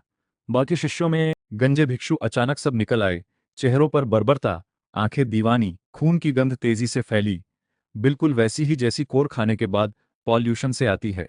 भिक्षु जोर से हंसा, पकड़ो इसे, मुखिया जी इनाम देंगे, सबको मिलेगा दानव खून, मार डालो, मार डालो। क्या मुझे नरम बना समझ रखा है? मैं ठंडे मन से खड़ा रहा, शरीर हिलाया, उंगलियां सफेद पड़ गईं, नाखून की स्किल चलाई। क्लोज टू मास्टर स्तर के मुझसे इन छोटे भिक्षुओं का सामना करना आसान था। 30 सेकंड में मारने की चीखें अचानक थम गई। भिक्षु की हंसी घबराहट में बदल गई। नामुमकिन, तू इतना ताकतवर कैसे बना? हैरानी की बात है, ये सब तुम्हारी ही मेहरबानी है। मैं अपने नाखूनों से टपकते खून को महसूस करते हुए मुंह के कोने से मुस्कान लाया। विलेन आमतौर पर बहुत बोलकर ही मरता है, ये सोचकर मैंने एक हाथ उसके सिर में घुसा दिया। 5 छेद, खून बह निकला। बाहर देखते हुए धीरे से बोला, मुखिया जी, अब भी सामने नहीं आएंगे? गुस्से भरी दहाड़ आई। मैं हाथ पीछे बांधे शांति से उसे आते देखता रहा। हंसते हुए बोला, गाली देना तो सब जानते हैं, तुम खुद हाथ में उठाना चाहते ना, वरना इन्हें क्यों भेजते मरने के लिए? इनकी आंखें ठीक नहीं थीं, यही तो कीमत है। बूढ़े की तिरछी आंखें लाल पड़ गईं। गुस्से से भर गया। मैं और खुलकर हंसा। मैं सही था, तुम क्लोज टू मास्टर हो, मैं भी हूं। क्यों ना सदा करें, रास्ता बताओ, मैं तुम्हें जान से नहीं मारूंगा। वो हंसा, अगर मुझे रास्ता पता होता तो यहाँ क्यों रहता? बेवकूफ, तुमने सही पकड़ा, मैं तुम्हें छू नहीं सकता, तुम पॉल्यूट नहीं हो, पर तुम भी यहाँ से जा नहीं सकते। यहीं रहो मेरे साथ, मैं तुम्हारा राज खोद कर निकालूंगा। वो पागलों की तरह हंसा। मुझे गुस्सा आया। सच में यहाँ से निकलना नामुमकिन है क्या? थाउजेंड बुद्धा माउंटेन की सुरक्षा दीवार सिर्फ अंदर आने देती है, बाहर जाने नहीं देती। इंसान हो या दानव। वो अर्थ रैट, आयरन टेल, ईगल कहाँ से आते हैं? मेरे पाले हुए हैं। मेरे शिष्य भी नहीं जा सकते। जिंदा रहना है तो दानव खाओ, दानव खाना है तो नुस्खे से पॉल्यूशन झेलनी होगी। उसे लगा मैं भाग नहीं सकता, इसलिए सब बता दिया। मुझे समझ आ गया, मेरा अनुमान सही था। बस वो दवाई का नुस्खा और भी है। उसने शव को देखते हुए अजीब मुस्कुराहट दी। उससे बचा रखा था, इसलिए शहद में सबसे छोटे शिष्य का मांस उबालना पड़ता है, रोज एक चम्मच, वरना पागल हो जाऊंगा। थाउजेंड बुद्धा माउंटेन नाम में 1000 बुद्ध हैं। पता नहीं था ना? मेरे बदन में सिहरन दौड़ गई। तुम्हारा मतलब 3814 लोग, बस ये कुछ बचे हैं? वो बड़े गर्व से बोला। मेरे पेट में मरोड़ उठी। ये मंदिर नहीं, नरक है, तो तुम भी नहीं निकल सकते। मैं उसकी घमंडी शक्ल घूरते हुए गुस्से से जलने लगा। अभी शिष्य सब मर चुके हैं, तुम दवाई किससे बनाओगे? मुझे दानव खाने से डर नहीं लगता। चलो देखते हैं कौन पहले मरता है। वो आंसू बहाकर हंसा। अब सिर्फ मैं बचा हूं, ये शव मुझे 10-20 साल के लिए काफी है। और तुम मरोगे तो तुम्हारा शरीर भी मेरा होगा। उसकी आंखों में लालच झलक रहा था। मैंने कटाक्ष किया, मुझे खाना है तो हिम्मत है? अचानक मैं जोर से हंसा, उसे रोंगटे खड़े हो गए। क्यों हंस रहे हो? मैं नहीं रुका, कमरे की तरफ बढ़ा, पर्दा खींचा, आग लगाई। आग की लपटें आसमान छूने लगी। धीरे से बोला, अगर मैं सारे शव जला दूं तो तुम कितने दिन टिकोगे? उसका सिर से जैसे आग निकलने लगी। गुस्से से चीखा, हिम्मत मत करना। जोर से दहाड़ते हुए मेरा हाथ कांपा। लाइटर जमीन पर गिर गया। मोमबत्ती से पर्दा जलना शुरू हो गया। आग तेजी से फैलने लगी। वो पागल हो चुका था। ये सब उसकी संपत्ति थी। छोटे भिक्षु, तुम्हारे लिए आग में उसका चेहरा नरम पड़ा, जैसे कोई मंत्र गूंज रहा हो, पर उसमें से सिर्फ गुस्सा भरी दहाड़ ही आई। छोरे, तुम मरने को क्यों तैयार है? हिम्मत कैसे हुई तेरी? मैंने बेगुनाहों जैसा चेहरा बनाया। बूढ़े, तेरे कदम छोटे हैं। हाथ फिसल गया मेरा। वो उठकर सीधा मेरी तरफ लपका। उंगलियां सफेद, नाखून चमक रहे थे। मेरा मन कंपा। परफेक्शन लेवल के ईगल नाखून के साथ भी मैंने ठंडी सांस ली। इसने कितने कोर खाए होंगे? पर मैं नहीं घबराया। मैं जियांगपिंग हूँ, बोतल भाई, क्लोज टू मास्टर का उस्ताद। बूढ़ा गुस्से में एक वार करता है। मैं झुककर बच गया, बाईं तरफ हट गया। उसकी कमजोरी नोट कर ली। स्पीड में कमी है। स्किल पूरी ताकत से दांव लगाया। हाथ का एहसास उसका थोड़ा नरम लगा। सिर उठाकर सामने देखा तो लगभग उल्टी करने वाला था। उसके हाथ की चमड़ी उखड़ी, अनगिनत नाखून के निशान दिख रहे थे। क्या तू बायो खेल रहा है? वो हंसा, दांतों में खून था। बायो, हाँ हाँ, समझ नहीं आया, पर दानव पैदा करना है तो पहले खुद दानव बनना पड़ता है। इस हाथ ने अनगिनत आयरन टेल ईगल मारे हैं। आज तेरी किस्मत है। मैं किस्मत? जा तेरे भिक्षु की किस्मत। उसने ऊंची आवाज में बुद्ध का नाम पुकारा। बुद्ध कहते हैं अगर मैं नरक न जाऊं तो कौन जाए, जान ले लो। उसकी बांह कई परतों वाले नाखूनों में बदल गई। कोई भी कमजोरी नहीं दिख रही थी, पूरी चाल तेज और सटीक थी। मैं सिर्फ ईगल नाखून से बचा सका। शुक्र है उसकी सिर्फ एक बांह ही अजीब हुई थी। अचानक मेरी आंखें चमकी। मैंने एक स्लाइड लगाकर बूढ़े का शरीर संतुलन बिगाड़ दिया। बूढ़ा तुझे मारकर रहेगा, जैसा मैंने अंदाज लगाया था। ये बूढ़ा आधा अधूरा है। संतुलन बिगड़ते ही मैं फौरन झपटा, जोर से उसके बाएं पैर पर वार किया। बायां पैर टूट गया। उसकी आंखें सुन्न पड़ गईं, जैसे यकीन ना हो कि इतने सालों की मेहनत से बनी आयरन सिल्वर आर्म इतनी कमजोर निकली। दायां पैर भी काट डाला। मैंने कमर पर हाथ रखकर जोर से हंसा। छोटा सा भिक्षु, सच में मैं बहुत होशियार हूँ। बूढ़े, तू ही तो शेखी बघा रहा था, आजा। वो हैरानी में कैसे, बात अधूरी रह गई। आंखें बंद हो गईं। मेरा हाथ पहले ही गिर चुका था। 5 खून के छेद। उसके सिर पर खड़ा होकर आखिरकार राहत की सांस ली। ये बुढ़ा मर गया। ऊपर से शांत दिख रहा था, पर दिल तेज धड़क रहा था। आखिर ये पहली बार था जब मैंने किसी को मारा। लड़ाई खत्म होने के बाद पता चला इस बूढ़े की स्पिरिट लेवल काफी अजीब थी। लड़ाई के दौरान उसने एनर्जी का इस्तेमाल ही नहीं किया। मुझे स्किल नहीं आती या उसे भी नहीं आती, समझ नहीं आया, सोचने का मन नहीं था। मंदिर जल रहा था, आग आसमान छूने लगी। थोड़ा अफसोस भी हुआ, इस बार क्रैक में जाकर कोई फायदा नहीं मिला। कहानी जैसा नहीं हुआ। जीनियस को कोई अनोखा खजाना नहीं मिला। मैंने आह भरी, अभी बहुत छोटा हूं। अगर बूढ़ा जान पाता कि उसने अपने चारों हाथ पैर लगाकर आयरन टेल ईगल का शिकार किया, वो सिर्फ मुझे खिलाने और स्पिरिट लेवल तक पहुंचाने के लिए था, तो मुझे और चाहिए था। मैंने जले हुए बालों पर फूंक मारी। चेहरे पर कोई नुकसान नहीं देखकर थोड़े अफसोस के साथ पीछे मुड़ा। अलविदा थाउजेंड बुद्धा माउंटेन। अलविदा बूढ़े मुखिया जी। एक हल्की सी उदासी भी थी। वापस उसी रास्ते से सारे दानव गायब हो चुके थे। अजीब लगा, पर सोचने का मन नहीं किया। ये दुनिया वैसे भी अजीब ही है। आखिरकार क्रैक का एंट्री पॉइंट मिल गया। चमक रहा था। मैं तुरंत बाहर निकल गया। रिसीव्ड। न्यूबी टीम अपनी जगह पर पहुंच चुकी है। दोहराता हूं, न्यूबी टीम अपनी जगह पहुंच चुकी है। मुझे घबराहट हुई। तुरंत झाड़ियों में छुप गया। सिटी गार्ड टीम वर्दी पहने आ चुकी थी। 13वें शहर की काबिलियत वाकई तेज है, पर टाइम मैच नहीं कर रहा। ये टाइम क्रैक है। किताबों में पढ़ा था, टाइम क्रैक बेहद खतरनाक होती है। जितनी देर भी अंदर बीते, बाहर वैसा ही समय ठहरा रहता है। 10 साल की प्रैक्टिस, बाहर बस 1 सेकंड। ऐसी क्रैक 80 मिलियन तक बिकती है। इतना कि पूरा सामाजिक तबका बदल जाए। बड़े परिवार इसे खरीदकर स्पेस फिक्स करते हैं। टाइम तेज करके जीनियस बच्चों को तेजी से आगे बढ़ाते हैं। मुझे सोचकर दिल में तकलीफ हुई। मैंने 10 बार सोचा, पर करूं क्या? इतना बड़ा मामला है, मैं संभाल नहीं सकता। मैं आंखें फाड़े न्यूबी टीम को नजदीक आते देखता रहा। हंटिंग ग्राउंड की तरफ 1 कदम, 2 कदम, पैर उठाकर आगे बढ़ा। अरे, गायब हो गया! मैं चिल्लाते चिल्लाते रुक गया। हंटिंग ग्राउंड की रोशनी अचानक बुझ गई। वो सारे क्लोज टू मास्टर उस्ताद लगभग गिरते गिरते बचे। सब हक्के बक्के रह गए। एक लड़की ने पूछा, कमांडर, हम अंदर गए थे? शायद। हो सकता है नहीं गए। कमांडर भी हैरान रह गया। कोई कुछ नहीं बोला। उन्होंने सारे नियम रटे थे, फिर भी पहली बार खुद पर शक हो रहा था। हंटिंग ग्राउंड खुद कैसे गायब हो सकती है? ऐसे जैसे छुपन छुपाई खेल रही हो। छोड़ो, चले। कमांडर ने सिर हिलाया। अभी भी 8वें लेवल का हॉलिंग मून डॉग का मांस नाश्ते में बचा था। सही समय, कढ़ाई चढ़ाई, तेल गरम किया, खाना शुरू। गोल मटोल पेट पर हाथ फेरा। बहुत सुकून मिला। यही तो असली जिंदगी है। पेट भरकर खाना ही खुशी है। पर ज्यादा देर सोचने का वक्त नहीं था। फौरन बर्तन धोकर सब पहले जैसा कर दिया। मम्मी पापा वापस आने वाले थे। हफ्ते भर का वक्त पूरा हो गया था। अब मुझे स्कूल जाकर बची हुई प्रैक्टिस क्लास भी लगानी थी। पहले जो समझ नहीं आता था, बस सो जाता था। अब अलग है। प्राइवेट ट्यूशन की गुंजाइश नहीं, पर मेरी अपनी पहचान है। प्रिंसिपल से लेकर सफाई कर्मचारी तक सब मुझे जानते हैं। कुछ बातें पूछना कोई बड़ी बात नहीं। मुंह हाथ धोते वक्त भौहें सिकुड़ गईं। ये कब हो गया? किसने किया मेरे साथ ये? बाएं हाथ की कलाई पर एक लाल बिंदु था, तिल के दाने जितना। छूकर देखा, दर्द नहीं, खुजली भी नहीं, पहले नहीं था। क्या ये उस किताब का साइड इफेक्ट है या कोई बीमारी लग गई? सुना है जो लोग बेतरतीब निजी जिंदगी जीते हैं उन्हें एक बीमारी हो जाती है, पर जगह तो सही नहीं है। काफी सोचने पर भी कुछ समझ नहीं आया। चलो बैठ ही जाता हूँ। अभी सफाई खत्म ही हुई थी कि दरवाजे का ताला खुला। पापा, मम्मी। मैं दौड़ते हुए बाहर गया। माँ की आंखें भर आईं। बदमाश, इन दिनों तो खूब मौज की होगी ना? जियांग वानली हैरान होकर मुझे देखते रहे। बेटा, तू तो बड़ा स्वस्थ लग रहा है।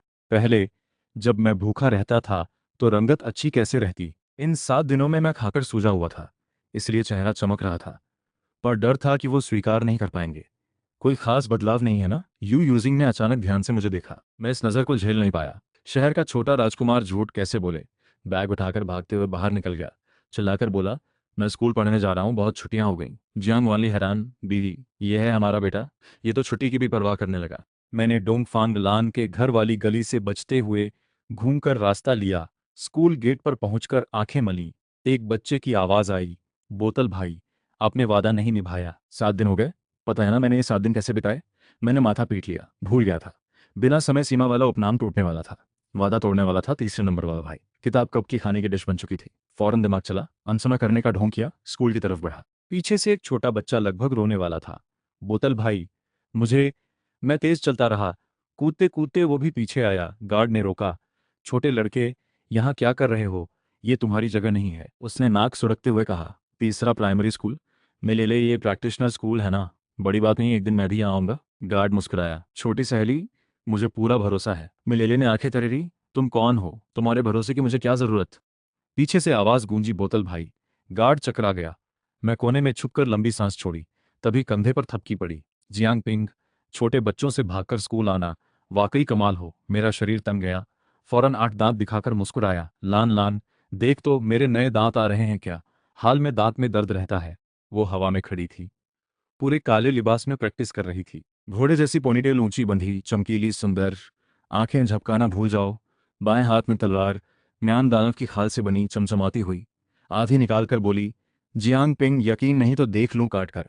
मैं पहली बार नहीं देख रहा उसे धोखे से खून सक लेते। आंखें और हाथ तेज चले, उसकी कलाई पकड़ी, मुस्कान भरकर। लान लान, सच में मुझे मत दोष दो। वो जो लड़का है ना, इतना भोला है, उसे दुनिया की सच्चाई से रूबरू ना कराता तो स्कूल के बाहर कैसे जीता? वो अभी भी तलवार खींच रही थी, पर चौंक गई। आज तेरे हाथ में जोर बहुत ज्यादा है, लगता है खाना नहीं खाया। तो क्या मेरी पड़ से तलवार नहीं छूट पाएगी? अभी जवाब नहीं दिया था कि बचाव आ गया। पीछे से गुस्से भरी आवाज आई। मैं मुड़ा तो लगभग हंस पड़ा। लीजेमू भाई, टीचर ने शिष्टाचार नहीं सिखाया? वो गुस्से से पागल हो गया। ली परिवार का वारिस होकर मुझसे धोखा खाकर सरप्राइज भी गया और बहन से पिटाई भी झेली।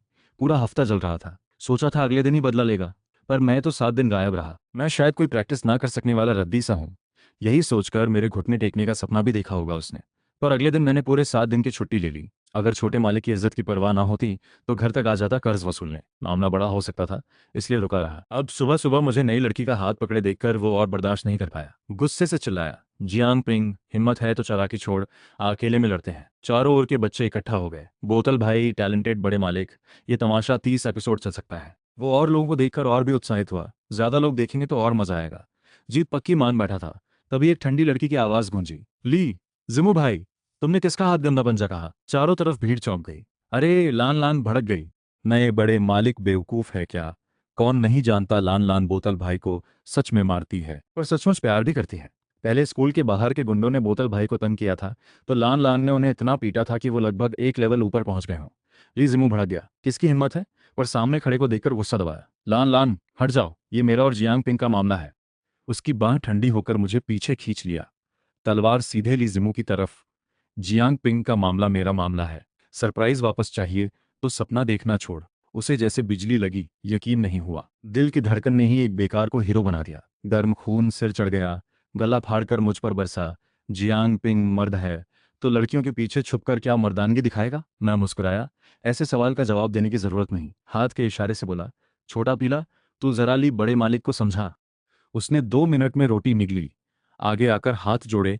चारों तरफ से आवाजें आईं। वो नहीं थका, गर्व से बोला, ली बड़े मालिक, बाहर से आए हो ना, साउथ सिटी के नियम नहीं जानते? ली जिमू ने पूछा, क्या नियम? छोटे पीले ने आराम से कहा, बोतल भाई सबका है, सबकी जिम्मेदारी है उसे बचाना। आज तुम बड़े मालिक हो ये मत कहना, ना ही बड़े लोग हैं ये बताना। साउथ सिटी में बोतल भाई को हाथ लगाना गलत है। उसके एक बाल पर भी हाथ उठाया तो मैं छोटा पीला पूरे स्कूल को लेकर आऊंगा, यकीन है? अचानक धड़ाम से ली जिमू घबरा गया। सैकड़ों बच्चे अचानक डोंगफांग लान के पीछे आ खड़े हुए, कुछ हथियार लिए, कुछ कड़ी चीजें हाथ में लिए।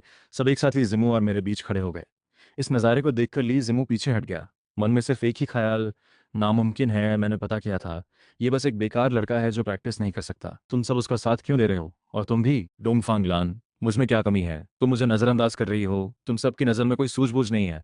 छोटे पीले ने चीख कर कहा, तुम्हारे पास दवाई खरीदने के पैसे नहीं। ली बड़े मालिक, तुमने ये खबरें किससे ली? ली जिमू आंखें फाड़ते हुए, तुम सब मिलकर मुझे बेवकूफ बना रहे हो। मैं बेवकूफ नहीं हूँ, मुझे तो साफ पता है। ली जिमू ने पैसे देकर बच्चों से जानकारी निकलवाई थी, पर अगर मैं हमेशा सबकी छत्र छाया में रहा तो उसे क्या पता चलेगा? ये सब देखकर मुझे गर्व और भावुकता दोनों महसूस हुई, पर अब और देखना ठीक नहीं। मैं अभी दम खड़ा था, पर वो समझ गया कि खेल खत्म करना है।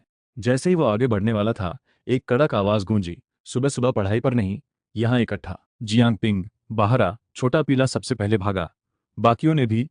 बोतल भाई, माफ करना, दुश्मन से लड़ सकते हैं, अपनों से नहीं। ब्लैक फेस देवता आ गए, भागो। अभी अभी लड़ने के लिए तने हुए बच्चे पल भर में गायब हो गए। ली जिमू अभी होश में भी नहीं आया था कि मैंने डोंगफांग लान का हाथ खींचकर कहा, क्यों खड़ी है?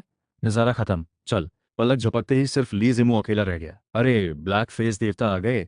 ली जिमू को गुस्से से पूछा, तूने ये सब किया? तूने और जियांगपिंग ने? मैंने सोचा हाँ यही है, पर नहीं कह सकता। ये परिवार का वारिस टीचर से शिकायत करे फिर कैसे रहेगा? वो सिर झुकाकर चुप रहा। ब्लैक फेस देवता ने लिजिमो को देखकर थोड़ा सराहा। बस बता दे किसने किया, सजा नहीं दूंगा। लिजिमो फिर भी चुप रहा। इससे ब्लैक फेस देवता और खुश हुए। भीड़ लगाकर तमाशा, 50 चक्कर और 100 बार तलवार चलाना। क्लासरूम में डोंगफांग लान हाथ हिलाते हुए शिकायत कर रही थी, भागने का कोई फायदा नहीं। ब्लैक फेस देवता देखते ही समझ जाते हैं ये तेरी करतूत है। मैंने कंधे उचकाए। पकड़े जाने में और सिर्फ पता होने में फर्क होता है। वो कलाई मलते हुए शक से मुझे देखने लगा। बोतल, तेरी ताकत बढ़ गई है क्या? मैंने बहाना बनाया, शायद पेट भरकर खा लिया इसलिए। तेरे से जो खून सत उधार लिया था वो अच्छे से खाया मैंने। वो भौहें सिकोड़कर। अच्छा?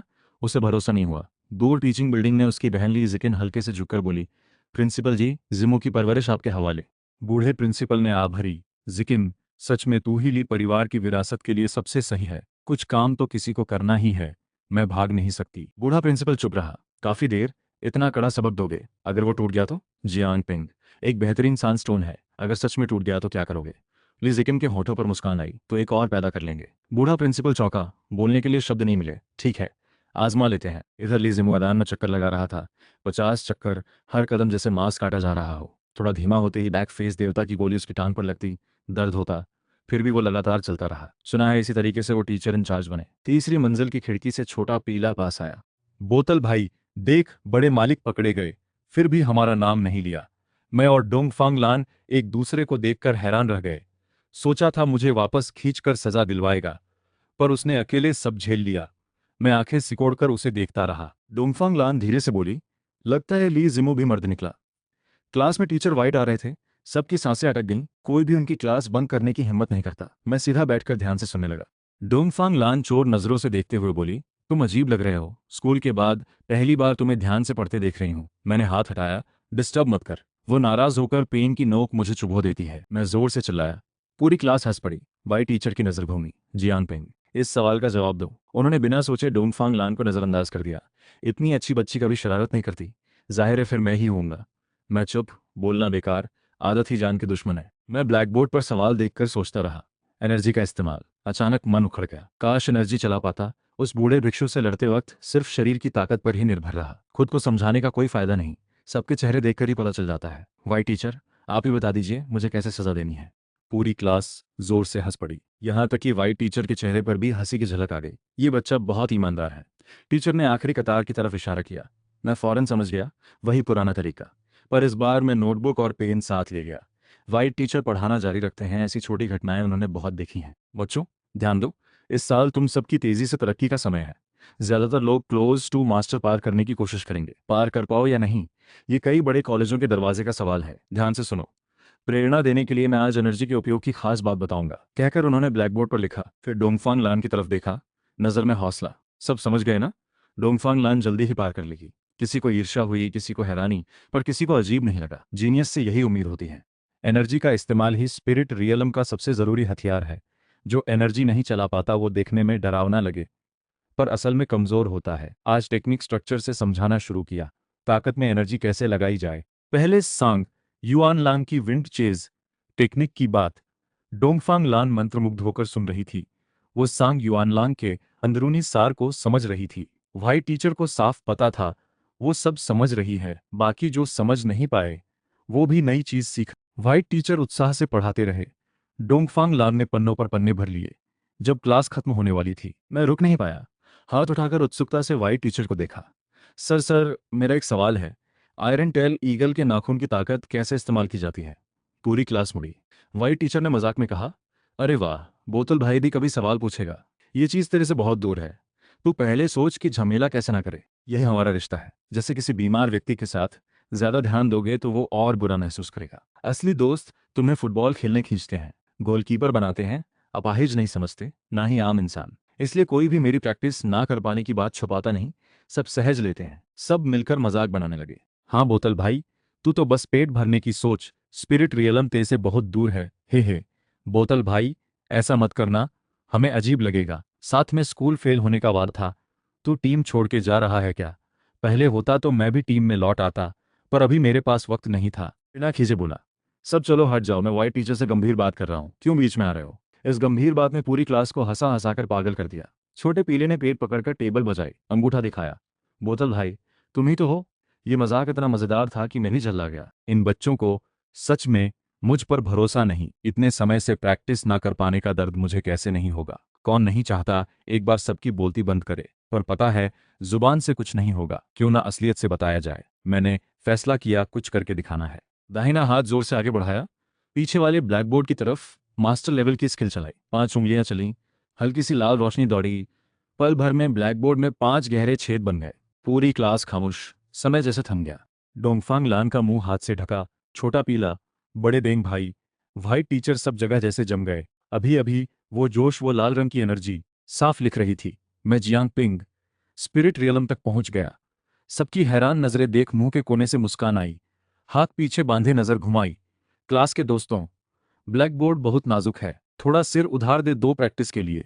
गुस्से भरा एनर्जी फ्लो आसमान तक पहुंच गया। डोंगफांग लान की आंखों में आंसू आए। जोश में, बोतल तुम प्रैक्टिस कर सकते हो। छोटा पीला और बाकी लोग फौरन जाग गए, पागलों की तरह दौड़ते हुए मुझे गले लगाया। हे भगवान, बोतल भाई तुम प्रैक्टिस कर सकते हो। पूरी क्लास फट पड़ी। टीचर की क्लास चल रही है, ये भूल गए, पागलों की तरह घेर लिया। अरे यार, बोतल भाई प्रैक्टिस कर सकता है। भगवान ने सुनी, बोतल भाई प्रैक्टिस कर सकता है। सब मुझे घेरे खड़े थे, खुद की तरक्की से भी ज्यादा खुश थे। हवा में उछाला जाकर मुझे अचानक बड़ा अजीब लगा। पहले शक करते, फिर सवाल उठाते, फिर मुझसे अकेले लड़कर हार जाते, आखिर में सबके सामने वापसी होती। ऐसा होना था ना, अभी इतना प्यार।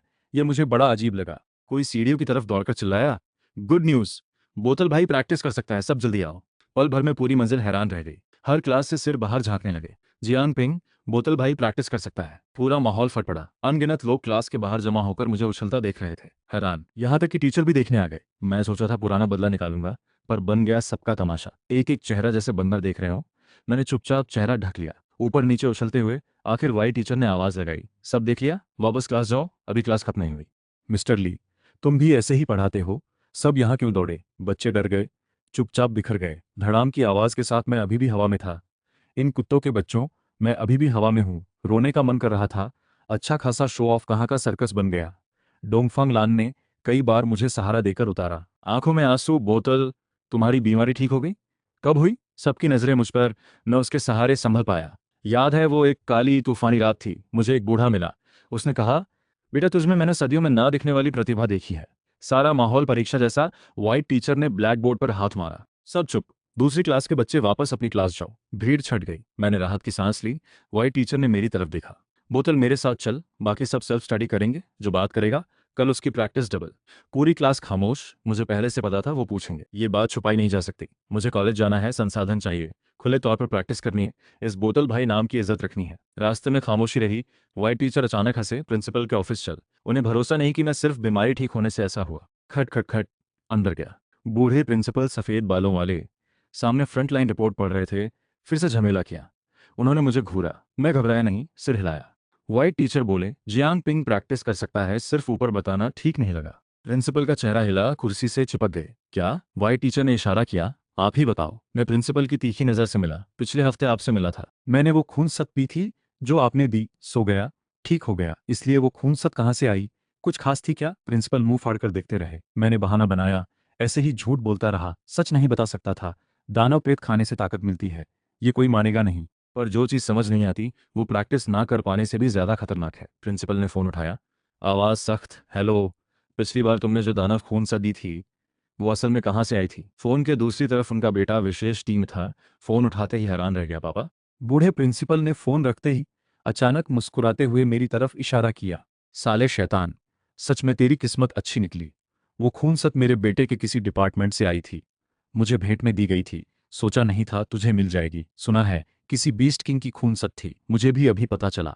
अगर पहले पता होता तो कतई नहीं देता तुझे। मेरी आंखें फैल गईं। मैंने तो बस झूठा बहाना बनाया था। वो खून सत, मेरी अनगिनत खून सत चखी हुई जुबान के हिसाब से तो कुछ खास लगी ही नहीं थी। वाई टीचर चौंक गए। क्या बीस्ट किंग की खून सत आपने इसे दे दी? सबने कहा था तुम्हें पता नहीं था ना? बूढ़ा प्रिंसिपल बेपरवाह होकर बोला, किसे पता था बीस्ट किंग की है, सरप्राइज मेरी भी गलती है। मेरा बेटा ठीक से बताता तो। कहा था मेरी सेहत सुधारने के लिए है, ये सस्ते वाले को मैंने दे दिया। फिर वाइट टीचर की तरफ मुड़कर बोले, वाइट तुमने बहुत अच्छा किया, जब कारण पता चल गया है तो जाओ क्लास लो, और तुम ब्लैक बोर्ड में 5 छेद किए हैं इसकी भरपाई करो। मैं तुरंत घूरता रहा, प्रिंसिपल जी आप भी ना, स्कूल इतना बड़ा है, इतना नहीं दे सकता, और मैंने जानबूझकर नहीं किया। अभी भी नहीं मानता, सब मुझे शक करते हैं। बूढ़ा प्रिंसिपल कहकर हंसा, यकीन नहीं, मुझे भरोसा है, कौन नहीं जानता तू बोतल भाई है। तुझे पता है साउथ सिटी एजुकेशन की बदनामी वाला नाम मुझे कैसे मिला? मैं तुरंत चुप हो गया। इसका जवाब मेरे पास नहीं था। आखिर मुफ्त का खाना खाकर मुंह कैसे खोलूं? चुपचाप वाइट टीचर पीछे बाहर निकला। हौले से पूछा, वाइट सर आप इतने कंजूस तो नहीं ना? वाइट टीचर के मुंह का कोना उठा, ये तेरे परफॉर्मेंस पर निर्भर करता है। चल ट्रेनिंग रूम, देखते हैं तेरा एनर्जी लेवल असल में क्या स्थिति में है। बीस्ट किंग की खून सत इतनी असरदार है क्या? बीस्ट किंग यानी हाई लेवल दानव की खून सत ये आम प्रैक्टिशनर्स के हाथ में आती ही नहीं। अभी अगर किसी ने खाई है, स्कूल के एक स्टूडेंट के रिकॉर्ड को लॉक कर दो, बिना ये लेवल एक्सेस चेक ना करने देना। फोन पर दूसरी तरफ हैरान, सर ये तो मुझसे गलती करवा रहे हैं। गलती की बात मत कर मुझसे, बूढ़ा प्रिंसिपल गुस्से से चिल्लाया। जब तू गलतियां कम नहीं करता था तब क्या मैंने तेरी सफाई नहीं की? आज तू यहाँ है इसीलिए ना अभी मुझसे ये अंदाज दिखा रहा है। टीचर मैं मान गया, चलो ठीक है, ये काम मैं नहीं करूंगा, फ्रंट लाइन जाऊंगा। बूढ़ा प्रिंसिपल तब मान गए, यही सही है। ये लेवल पूरा एक्टिवेट कर दिया गया क्योंकि मेरी प्राइमरी फाइल में कुछ प्रॉब्लम था। शरीर के टेस्ट में 4 शब्द लिखे थे, जीरो स्पिरिट कॉन्स्टिट्यूशन, मतलब कोई भी एनर्जी शरीर के अंदर नहीं जा सकती, हमेशा के लिए प्रैक्टिस ना कर पाना। पर मुझे याद है, जीरो स्पिरिट कॉन्स्टिट्यूशन वाले लोगों का दिमाग बहुत तेज होता है। आज की गाइडिंग टेक्निक सिस्टम भी ऐसे ही एक व्यक्ति ने बनाई थी। वो शख्स एक गॉड था, इसीलिए बूढ़ा प्रिंसिपल मुझे खास तवज्जो देता है। थोड़ी देर बाद जवाब आया, हाँ टीचर ठीक है, फिर मुझसे ये काम मत करवाना वरना मैं छत से कूद जाऊंगा। बूढ़ा प्रिंसिपल फौरन फोन काट देते हैं, काम ना करना है, बहुत स्टूडेंट्स मिल जाएंगे करने वाले। फोन फिर बजता है, हेलो। उनका बेटा काला यूनिफॉर्म पहने, चेहरा हैरान, पापा अभी फोन पर आपने बीस्ट किंग खून सत बोला था, वो क्या चीज़ है? बूढ़ा प्रिंसिपल फौरन डांटते हैं, वक्त मिले तो एक बार घर आ, फिर बताता हूँ।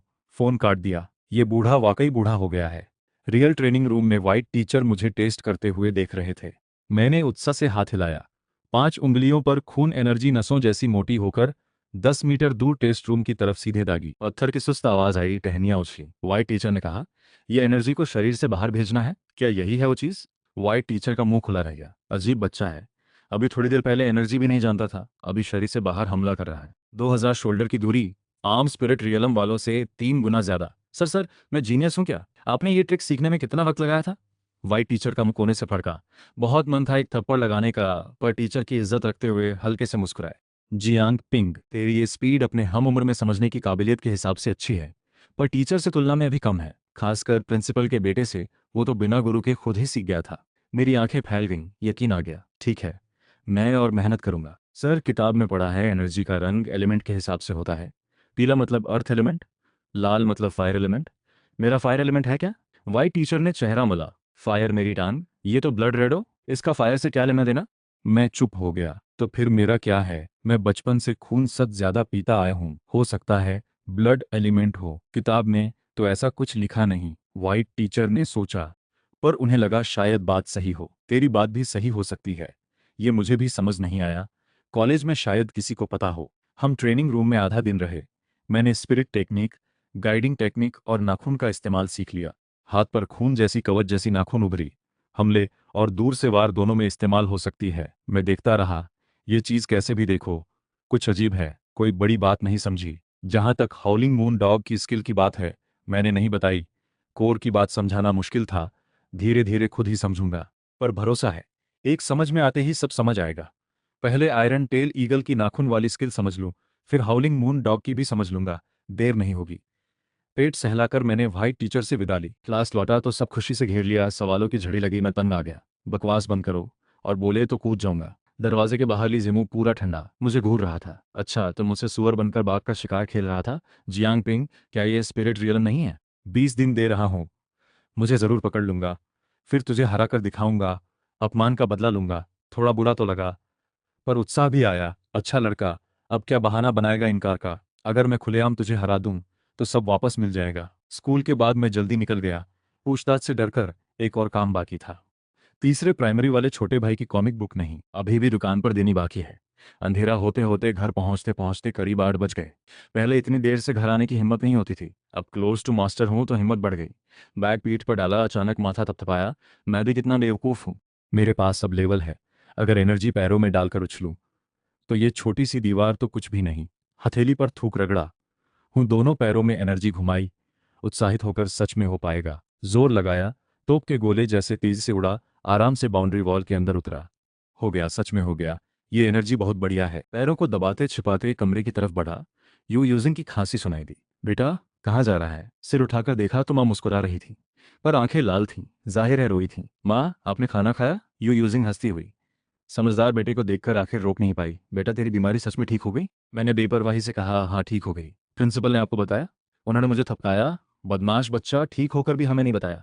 अगर बूढ़े प्रिंसिपल ने ना बताया होता तो कब तक छुपाता? हे, मैं मुस्कुराया, इसलिए क्योंकि डर था खुशी झूठी ना हो जाए। अब ठीक है, अब घर में हर बात इतनी टेंशन में नहीं करनी पड़ेगी। अच्छा हाँ भाई, आज मैं कॉस्मेटिक शॉप के पास से गुजरी, कहती है नया आया है, आजमा ले। पर्स से छोटी बोतल निकाली। उन्हें बहुत रोना आ रहा था पर रो नहीं सकती थी। बेटा इतना समझदार पर बहुत जिद्दी भी, पैसे उड़ा देता है। माँ बेटा आंगन में बातें करते रहे, पापा चुपचाप सिगरेट पीते सुनते रहे। आज माहौल खुशनुमा था। बेटे की बीमारी ठीक हो गई, वो लोग आखिरकार एक नॉर्मल परिवार जैसे जीने लगे। पर अचानक फ्यूनरल हाउस की तरफ देखते हुए भौहें सिकोड़ी। बोतल अब ठीक होने के बाद क्या सोचा है? जियांग वानली सावधानी से पूछते रहे। डर था मेरे दिल को चोट न लगे। मैं इतना समझदार हूं, तुरंत समझ गया। याद आ गई अपनी पहचान, फ्यूनरल हाउस के हेड का उत्तराधिकारी। सोसाइटी में सब ठीक ठाक होते हुए भी हाई स्कूल एग्जाम में जाने के लिए जटिल प्रोसेस है। साथ ही एक अनकहा नियम है, ये काम शुरू करो तो 3 पुश्तों तक निभाना पड़ता है। खुद से ये काम कोई कम ही करता है, शरीर पर असर पड़ता है, पॉल्यूशन का खतरा भी है। लोग इसे प्यार भी करते हैं, नफरत भी। प्यार क्योंकि पैसा है, नफरत क्योंकि सीमाएं हैं, बाद की नस्लों पर भी असर पड़ता है। मैं खुशी में इतना डूबा था कि ये बात ही भूल गया। सब मेरे भविष्य की बात सोच रहे थे, बिना सोचे मेरी पहचान भूल गए। पापा, आप क्या कहना चाहते हैं? वो झिझकते हुए बोले, क्यों ना मैं ही ये काम आगे संभालूं? तुझे कोई रास्ता निकालकर कॉलेज भेज दें? नॉर्मल एग्जाम से नहीं चलेगा ना? मुझे परेशान ना करने के लिए मैंने 8 दांत दिखाए। मुझे कोई एतराज नहीं, जैसा आप कहें। यूजिंग को ये पसंद नहीं आया। बेटा इतनी मुश्किल से ठीक हुआ है, फिर भी नॉर्मल तरीके से स्कूल नहीं जा सकता। ये तो सब हमारी वजह से। क्यों ना बूढ़े प्रिंसिपल से पूछें, शायद कोई हल निकल आए। जियांग वानली की आंखें चमक उठीं। हाँ सही कहा। जल्दी से फोन मिलाया।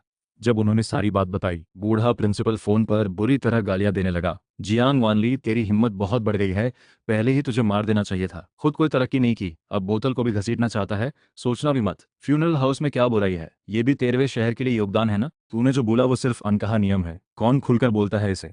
इसकी चिंता तुझे करने की जरूरत नहीं, मैं खुद संभाल लूंगा। बदमाश, तेरी बीवी कहाँ है? उसे फोन दे। माँ को डांट खाकर सिर नीचे था। यूजिंग घबराते हुए फोन उठाया। पति डांटे जाने पर हिम्मत करके बोली, टीचर मैं यूजिंग हूँ, आपकी सेहत ठीक है ना? मैंने देखा वो ऐसे लग रहे थे जैसे कोई गलती करने वाला बच्चा हो। हंसी दबानी पड़ी। बूढ़े प्रिंसिपल की टोन अब नरम हो गई। तुम लोगों की वजह से मैं परेशान नहीं हूँ, बोतल की चिंता मत करो, मेरा अपना इंतजाम है। तुम्हारी सीनियर पर बात यह है, वो बच्चा फ्रंटलाइन ज्वाइन कर गया, आखिर में मिलिट्री की सिफारिश पर कॉलेज पहुंचा। बेफिक्र रहो, बोतल को यहाँ कोई देरी नहीं होगी, मैं उसके सीनियर से बात कर लूंगा। माँ इतनी भावुक हो गई, आंसू लगभग गिरने वाले थे। बूढ़ा प्रिंसिपल हल्के से खांसा, कम रो, बूढ़ा हूं, बर्दाश्त नहीं होता। माँ ने आंसू रोक लिए, गिरने नहीं दिए। काफी देर बात करने के बाद फोन रखा गया। पूरा परिवार एक दूसरे को देखकर मुस्कुराया। उन्होंने मेरा सिर सहलाया। बोतल, इंसान को हमेशा एहसानमंद रहना चाहिए। तेरी जान साउथ सिटी के बड़े बुजुर्गों ने मिलकर बचाई है। जहां भी रहो ये बात हमेशा याद रखनी है। मैंने हूं कहकर सहमति दी। बच्चा ठीक हो गया, ये काफी है। तीनों ने साथ बैठकर बड़े दिनों बाद पेट भर खाना खाया। जियांग वानली ने मुझे थोड़ी शराब भी पिला दी। रात 10 बजे तक जागते रहे, फिर सोए। ये घर आज से फिर से जिंदा हो गया। नशे में झूमते हुए मैं बिस्तर पर लेटा। हालांकि आज दांत का मांस नहीं खाया था, फिर भी पहले जैसी भूख महसूस नहीं हुई। लगता है पिछले कुछ दिन इतना खा लिया था कि एक बार ना खाना कोई फर्क नहीं डालता। जैसे पुराने समय में लोगों के पेट में पानी भरा हो, 1-2 बार ना खाने से कोई असर नहीं पड़ता। बस एक ही समस्या है, अब से कोई गुप्त ठिकाना ढूंढना पड़ेगा और घर में काम करते वक्त चुपके से दानव का मांस पॉलिटिकली खाना पड़ेगा।